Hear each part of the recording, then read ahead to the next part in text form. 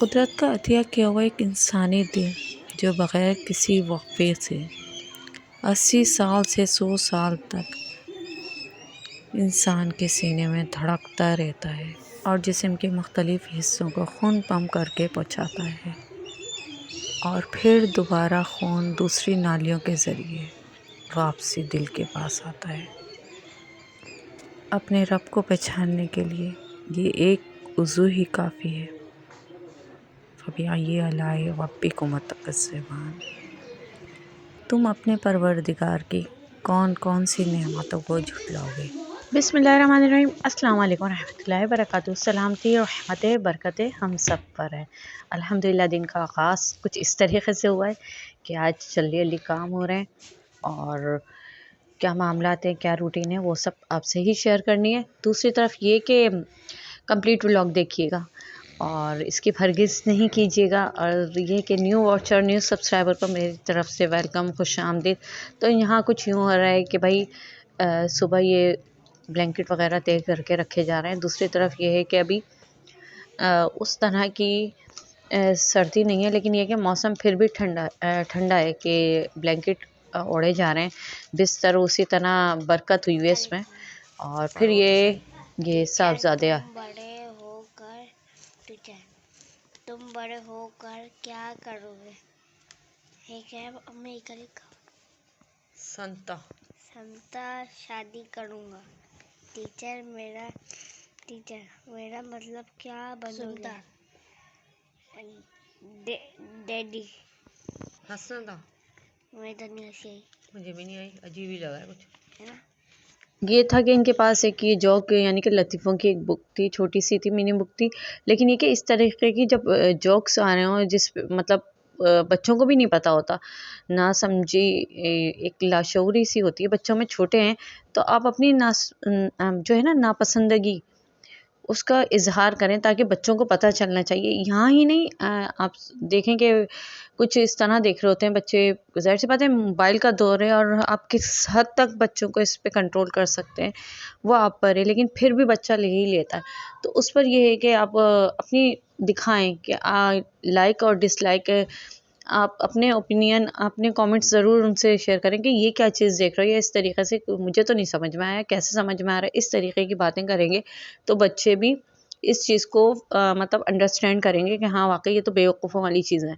तो बस कुछ सिलेक्टेड चीज़ें वाक़ई बहुत अच्छी होती हैं जो वो बच्चों को आप ख़ुद भी बताएँ कि ये चीज़ें देखें, इस तरीक़े से करें। ये यहाँ की मतलब ये हम ये नहीं कह सकते कि मोबाइल से बिल्कुल ही डिस्कनेक्ट कर दें, ऐसा नहीं होता, क्योंकि ये एक इस दौर की मतलब पढ़ाई में भी इस्तेमाल हो रहा है। बच्चों के मदरसे का भी एक प्रॉपर एक ग्रुप बना हुआ है, एडमिशन्स इसके थ्रू हो रहे हैं, लिंक्स इसके ज़रिए आ रहे हैं, तो हम किस हद तक लेकिन ये बच्चों के पास आ रहा है तो कोशिश ये कर रहे हैं हत्तुल इम्कान के आप देखें कि वो बच्चे क्या देख रहा है, वो किस तरीक़े की देख रहा है। दूसरी तरफ ये कि आपको पता होना चाहिए कि आपका बच्चा कहाँ से कहाँ तक मतलब उसकी माइंड किस तरह का हो रहा है, मतलब क्या सोच सकता है वो इस चीज़ के बारे में।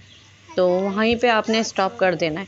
गलत चीज़ों का उसी वक़्त आप मतलब अपनी नापसंदगी के ज़रिए ही बता सकते हैं। दूसरी तरफ ये इस तरह के नकली नोट, अच्छा वो चीज़ आगे बढ़ गई, तो वो दरअसल मेरी बड़ी साहबज़ादी का सूट था और ये था कि ये यहाँ से पता चलता है औरत का सुघड़पना। अच्छा ये रखकर वाक़ई सर्दियों का था, सूसी का था और ये कि सेमी विंटर ड्रेस ही खिलाएगा, लेकिन ये जब साहबज़ादी का और इनकी कज़न का इन दोनों के एक जैसे ही बने था। अब ये इन्होंने शायद इसी सर्दी पहना है, इस वक़्त ही पहना है, उसके बाद आगे ये नहीं पहन पाएँगे। वो इसलिए तो हो जाएगा। अब यहाँ पर कुछ इस तरीके की चीज़ें चल रही थी।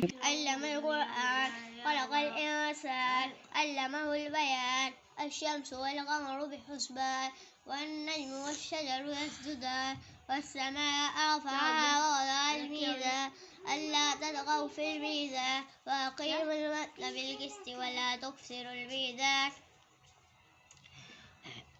والأرض وضعها للأنام فيها فاكهة والنخل ذات الأكمام والحب ذو الأصف والريحان فبأي آلاء ربكما تكذبان خلق الإنسان من صلصال كالفخار وخلق الجن من مارج من نار فبأي آلاء ربكما تكذبان رب المشرقين ورب المغربين فبأي آلاء ربكما تكذبان مرج البحرين يلتقيان بينهما برزخ لا يبغيان فبأي آلاء ربكما تكذبان يخرج منهما اللؤلؤ والمرجان فبأي آلاء ربكما تكذبان وله الجوار المنشآت في البحر كالأعلام فبأي آلاء ربكما تكذبان كل من عليها فان ويبقى وجه ربك ذو الجلال والإكرام فبأي آلاء ربكما تكذبان يسأله من في السماوات والأرض كل يوم هو في شهر فبأي آلاء ربكما تكذبان سنفرغ لكم أيها الثقلان فبأي آلاء ربكما تكذبان فبأي آلاء ربكما تكذبان فبأي آلاء ربكما تكذبان يعرف المجرمون بسيماهم فيؤخذوا بالنواسي والأقدام فبأي آلاء ربكما تكذبان يرسل عليكم شواظ من نار ونحاس فلا تنتصران فبأي آلاء ربكما تكذبان وإذا انشقت السماء فكانت وردة كالدهان فبأي آلاء ربكما تكذبان فيومئذ لا يسأل عن ذنبه إنس ولا جان فبأي آلاء ربكما تكذبان فبأي آلاء الرحمن الرحيم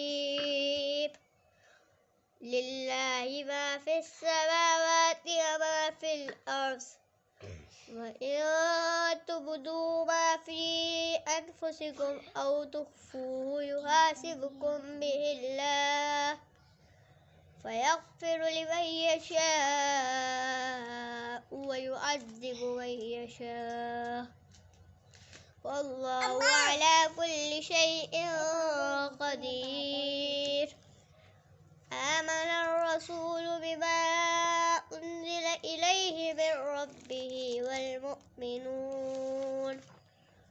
كل آمن بالله وملائكته وكتبه ورسله لا نفرق بين أحد من رسله وقالوا سمعنا وأطعنا غفرانك ربنا وإليك المصير لا يكلف الله نفسا إلا وسعها لها ما كسبت عليها ما اكتسبت ربنا لا تؤاخذنا إن نسينا أو أخطأنا ربنا ولا تحمل علينا إصرا كما حملته على الذين من قبلنا ربنا ولا تحملنا ما لا طاقة لنا به واعف عنا واغفر لنا وارحمنا أنت مولانا فانصرنا على القوم الكافرين। अच्छा, मेरी कोशिश यही होती है कि और मदर्स की तरह है कि मुझे अपने बच्चों के मदरसे की प्रोग्रेस भी पता चलती रहे। दूसरा ये कि वो बताते तो रहते हैं, लेकिन ये कि प्रैक्टिकली देखना, और वो आपके सामने मैंने आज शेयर भी करा माशाल्लाह। आज उर्स कुरान यानी कुरान की दुल्हन सूरह रहमान उन्होंने सुनाई, जिसमें फबअय्यि आलाइ रब्बिकुमा तुकज़्ज़िबान, अपने रब की कौन कौन सी नेमतों को झुटलाओगे, इसका आंसर मैं आपको आज बताती हूँ। और दूसरी तरफ उन्होंने अपनी फरमाइश पर कि मेरी ये वाली भी रिकॉर्ड करें, तो सूरह बकरा के आखिरी 3 आयत के साथ एक और आयत उन्होंने ऊपर वाली इंक्लूड करी कि उनके इमाम साहब ईशा में भी पढ़ते हैं और दूसरी नमाज में भी इसको पढ़ते हैं। तो ये मिराज में आप सल्लल्लाहु अलैहि वसल्लम को तोहफ़ा मिला अल्लाह की तरफ से। दूसरी तरफ ये फबिअय्यि आलाइ रब्बिकुमा तुकज़्ज़िबान का जवाब लबिशैइन मिन निअमिका रब्बना नुकज़्ज़िबु फलकल हम्द। हम तेरी नेमतों में से किसी नेमत का भी इनकार नहीं करते, तेरे लिए ही सारी तारीफ़ें। बेशक। और दूसरा ये कि माशाल्लाह इतना मुबारक महीना स्टार्ट हो चुका है शाबान, और ये कि अपनी कुछ प्लानिंग करनी है कुछ इस तरीक़े से कि कुछ जो चीज़ नहीं मालूम अपनी रूह के लिए और अपने आखिरत के लिए, तो वो ज़रूर सीखें। और माशाल्लाह से फिर उसके बाद ये कुछ इस तरीक़े की भी चीज़ें कि माशाल्लाह बच्चों की फ़रमाइश होती है। तो आज हम बोनलेस चिकन ले रहे हैं, इसमें हमने लिया है लाल मिर्च पाउडर, हल्दी, गरम मसाला और दूसरी तरफ धनिया पाउडर और लीमू, एक पूरा लीमू जो होता है ना उसका जूस हम इसमें ऐड करेंगे। और नमक अपने टेस्ट के अकॉर्डिंग डालना है, मिर्चें भी अपने टेस्ट के अकॉर्डिंग डालने हैं। और फिर इसमें हमने डालना है कलर। तो आज हम क्या बना रहे हैं ये देखते रहें और इसकी हरगिज़ भी नहीं कीजिएगा, क्योंकि इतनी अच्छी बातें माशाल्लाह से आप लोगों के साथ मैंने शेयर करी। दूसरी तरफ एक अच्छी सी रेसिपी भी आपसे शेयर कर रही हूँ, तो ज़रूर कंप्लीट वीडियो देखिएगा। तो इसको अच्छे से मिक्स करने के बाद हम इसको रेस्ट देंगे 1.5 से 2 घंटा। मैंने तो इतना ही दिया, आप आधा घंटा भी दें वो भी बहुत है। मैं इसको फ्रीज़र में रख दूँगी थोड़ी देर के लिए। फिर हमने क्या करना है, ये अच्छी तरीक़े से मैरिनेट हो जाएगा तो फिर हम आगे का प्रोसेस करेंगे। उससे पहले फिर हमने क्या करना था, एक तरफ हमने लिए ये टमाटर मेरे पास फ्रीज़ हुए हुए होते हैं, तो मैं इस तरीक़े से निकाल के इस तरह से मतलब ये कि रफ़ चॉप कर लिए हैं। गोल वाली साबुत मिर्चें हैं, इसमें मैंने डाला था लहसुन, अदरक और साबुत मिर्चें। फिर ये कुछ तरीक़े की क्या हो रहा है, कुछ आपको आइडिया हो रहा है, नहीं हो रहा है ना, तो मैं आपको बताती हूँ। अच्छा गैस भी चला गया, मत पूछें। तो यहाँ पर हमने इसी के पानी में, टमाटर ही के पानी में थोड़ा सा पानी निकला था, थोड़ा मज़ीद तो मैंने इसमें डाल दिया था कि लहसुन अदरक के साथ और नमक अपने टेस्ट के अकॉर्डिंग। ये हम दरअसल बना रहे थे पिज़्ज़ा सॉस। और फिर ये भी हमने निकाल लिया था, इसको भी हमने पकाने रख दिया था। और इसको क्या करा था, इस तरीक़े से हम मसाले में इसको भून लेंगे अच्छे तरीक़े से कि ये अच्छे से हो जाए और गल भी जाए चिकन। दूसरी तरफ हमने इसको फिर ब्लेंडर में चलाया और इस तरीक़े से ये पेस्ट बन गया। फिर इसमें जो पानी था ना, इसको मज़ीद हमने टमाटो सॉस की बात कर रही हूँ, तो इसको हमने और मज़ीद पकाया कि ये अच्छा सा ठीक हो जाए मतलब। और फिर इसको थोड़ा सा इसमें मैंने पानी ऐड कर लिया था, वो इसलिए कि चिकन अच्छे से गल जाए। देखें ये अब इस तरीक़े का पेस्ट बन गया, तो इसे बड़ा मज़े का था। और यकीन माने आगे आप देखिएगा आपको आइडिया हो जाएगा। दूसरी तरफ भी ये था कि साहबज़ादी मतलब बच्चे मेरे साथ इन्वॉल्व थे। कुछ थोड़ी बहुत सामान में कमी बेशी थी तो वो मेरे बच्चों ने लाके दे दी थी। दूसरी तरफ साहबज़ादी इधर इसकी डो बना रही हैं। तो इसमें हमने अजवाइन डाली है, ये मैदा लिया हमने तकरीबन 3 पाता, आधा किलो से ज़्यादा था। और इसको क्या कर रही हैं वो अच्छे से गूँधेंगे। अच्छा इसके साथ-साथ हमने क्या करना है, दूसरी तरफ थोड़ा सा पानी गर्म करने रखना है। पानी के साथ ही उसमें हमने ईस्ट डाल दिया था। ये देखें आप देखिएगा इस तरीक़े से पानी ये अच्छा ख़ासा खुल गया था ना, मुझे पता ही नहीं चल पाया। लेकिन ये कि इस तरीक़े से उन्होंने पहले स्पून से करा, फिर ये हमने अच्छे से गूँध लिया था। अच्छा ये स्पून से कर रही थी क्योंकि गर्म पानी अच्छा ख़ासा हो गया था। फिर इसमें नमक अपने थोड़ा सा डालना है और थोड़ी सी इसमें मामूली सी चीनी डाल के इसको रेस्ट देना है। ख़मीर से ये होगा कि इसकी जो डो है ना वो फूलना शुरू हो जाएगी। तो जनाब ये देखें जी मैं डालती जा रही हूँ और साहबज़ादी बना रही हैं। अच्छा बच्चे वो मतलब बच्चों की कुछ स्पेशल करते हैं ना, रूटीन से अलग करके कुछ हम कुक कर रहे होते हैं, कुछ पका रहे होते हैं, कुछ बना रहे होते हैं, तो बच्चे भी बड़ा इन्वॉल्व हो जाते हैं इन सब चीज़ों में, तो होता यही है। दूसरी तरफ मैंने क्या करा, अल्हम्दुलिल्लाह गैस जैसे करके आ रही थी, तो एक इस तरीक़े से कि हमारे पास ना पतीली है, तो उस पतीली को मैं क्या करती हूँ इसी के लिए यूज़ करते हैं, यानी कि बेक के लिए।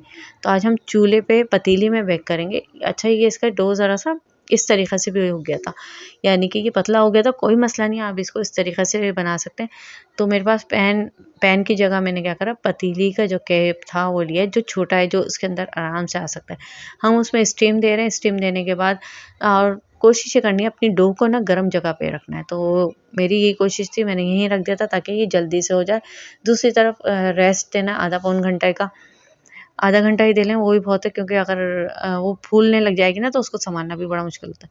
तो ये देखें इस तरीक़े से फिर हमने इसमें स्पून से हमने इसमें कर दिया था ताकि नीचे तक ना ये नीचे से ऊपर तक अच्छे से पक जाए और ये बेक हो जाए। फिर हमने चिकन लिया, चिकन को इस तरह से बच्चों ने क्रश कर लिया था।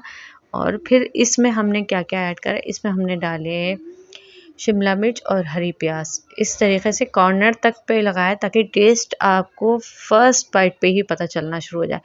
और चीज़ माशाल्लाह से चीज़ खुल के लगानी है, रच के लगानी है, ताकि प्रॉपर टेस्ट आना चाहिए। अच्छा, ये था कि डो का कोई इशू नहीं था। डो कि जो स्पेशल बाज़ लोग होते हैं ना जो बड़ा अच्छा बनाते हैं, मेरी बहन बहुत अच्छा बनाती है डो, उसका डो बहुत अच्छा होता है।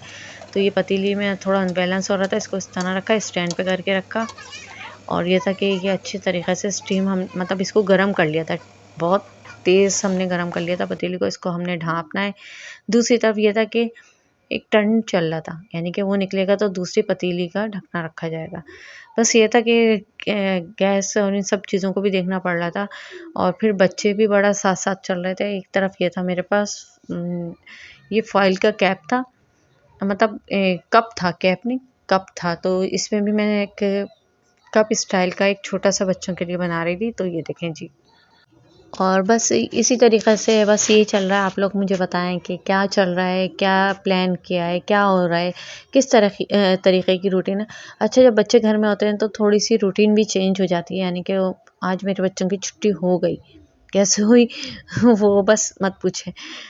वो इस तरीक़े से हुई है कि मेरी आँख अचानक से दोबारा से लग गई, कुछ तबीयत भी ऐसी चल रही थी। सुबह के टाइम ना अजीब सुस्ती काहिली सी हो रही है।